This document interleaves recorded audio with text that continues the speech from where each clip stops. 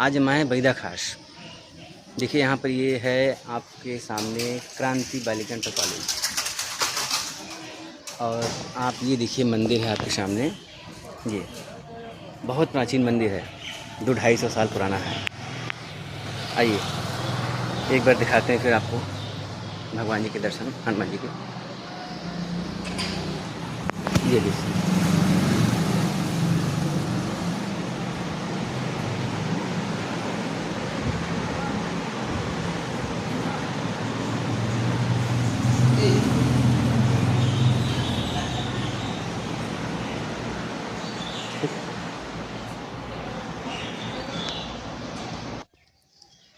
साथियों, आइए मंदिर के इतिहास के बारे में जानने के लिए यहाँ पर एक हमारे ग्रामीण उपस्थित हैं।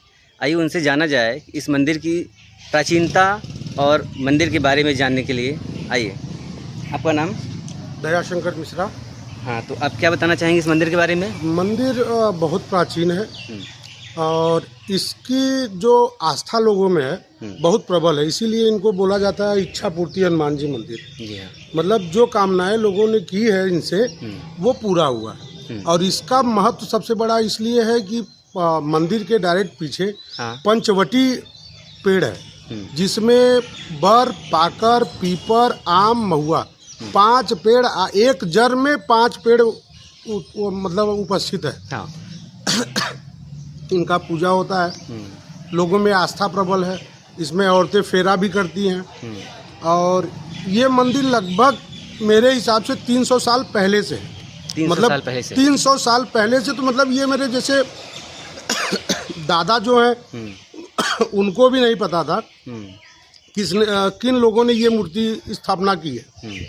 तो यहाँ पहले एक बहुत पुराने हमारे गांव के ही सूरदास जी महाराज रहते थे। वो दोनों आँखों से सूर थे और वही इस कुटिया की सेवा भाव करते थे। उसके बाद वो चले गए, तो अब यही महंत जी हैं। अभी इस मंदिर का जीर्णोद्धार हुआ है करीब 1 साल पहले। अभी कुछ दिन पहले उनकी वार्षिक पूजा थी और महंत हमारे दाऊ जी महाराज हैं। प्रणाम। आइए साथियों, एक बार वैद्यराज जी को फिर से पुनः स्वागत करते हैं, और जो व्यूअर द्वारा प्रश्न आए हैं उसको जानने का प्रयास करते हैं। आइए सर, स्वागत है आपका। नमस्कार दोस्तों, मैं आयुर्वेदाचार्य डॉक्टर कुमुदेश पाठक। हाँ सर, व्यूअर द्वारा जो प्रश्न आए हैं उससे हम जानना चाहते हैं कि इस शरीर में ऐसी कौन सी चीज़ है या ऐसा कौन सा तत्व है जो मन को विशेष प्रकार से मोहित करके और मोह में डाल करके और इस पूरे शरीर को कष्ट देता है। वो चीज़ है जिसे आप आत्मा स्वरूप परमात्मा कहते हैं, जिसका अधिष्ठान हृदय में है। आत्मा ही है वो, आत्मा स्वरूप परमात्मा आपके हृदय में ही है, वही ऐसा करता है। अगर आत्मा ऐसा करता है तो आत्मा स्वरूप परमात्मा ऐसा करता ही क्यों है, कष्ट देने के लिए? ऐसा इसलिए करता है, वो आपके मन द्वारा किए गए कई जन्मों के कर्मों के फलस्वरूप फल देने के लिए करता है। लोगों को पता चलता है कि मैंने तो कुछ नहीं किया, लेकिन कब क्या किए हैं वे उसे पता है। इस भगवान को पता है, उस ईश्वर को पता है जो आपके हृदय में अधिष्ठित है। अच्छा ये बताइए, जब कभी कभी मन ये कहता है कि इस शरीर को त्याग दूं या मर जाऊं या इस तरीके से जो होता है, तो इसमें क्या किया जाना चाहिए? ऐसा है, मन तभी कहेगा जब आपके मन को किसी के द्वारा कष्ट पहुंचेगा, तो उसके कारण को पता लगाना चाहिए कि किस कारण से मन में ये भाव आया है कि अपने शरीर का त्याग कर दूं।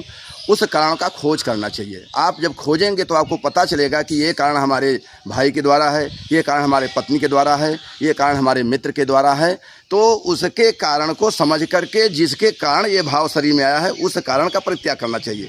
अपने शरीर का परित्याग नहीं करना चाहिए, क्योंकि जिसने इस मन को जो है दुखी किया उसको उसका ही परित्याग कर देना चाहिए। अच्छा ये बताइए, फिर तभी त्याग होता क्या है?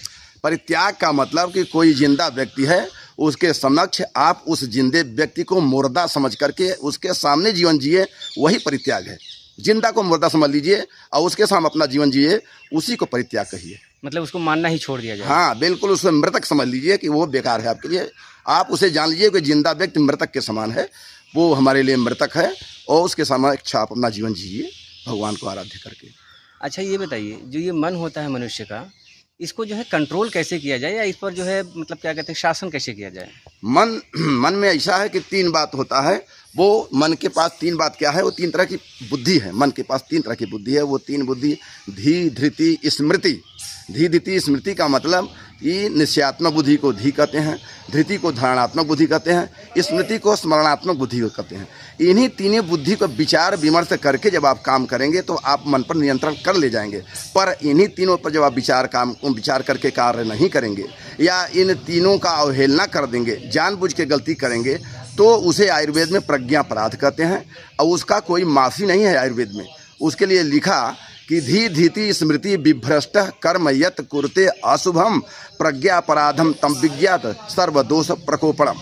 अर्थात धी, धीति, स्मृति तीनों को अवहेलना करके, तीनों को दरकिनार करके आपने गलत कार्य किया है तो उसका दंड आपको अवश्य भोगना पड़ेगा। अगर कोई वेश्यावृत्ति किया इसका मतलब तीनों को जो है दरकिनार कर दिया, उसे 800 वर्ष होगा, ये मेरा आयुर्वेद कहता है।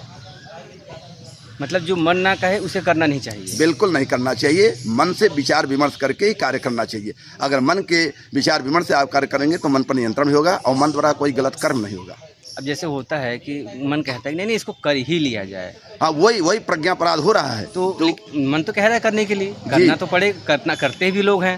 हाँ, बिल्कुल करते हैं। उसी पर विचार विमर्श करिए कि इसका भूत भविष्य वर्तमान क्या होगा। यही लोग विचार विमर्श नहीं करते, भावावेश में चले जाते हैं, जिससे मन से गलती हो जाती है। लेकिन जब मन कामी हो जाता है, काम उसके अंदर जागृत हो जाता है, तब उसका जो है सारा चीज़ समाप्त हो जाता है, तो बस केवल उसको काम ही केवल दिखता है। बिल्कुल, कामातुराणाम न भयम न लज्जा लिखा है हमारे जो है वैदिकी सुभाषा साहित्य में कि कामातुराणाम भयम न लज्जा, चिंतातुराणाम न सुखम न निद्रा, क्षुधातुराणाम न बलम न तेज, अर्थातुराणाम न स्वजने न बंधु।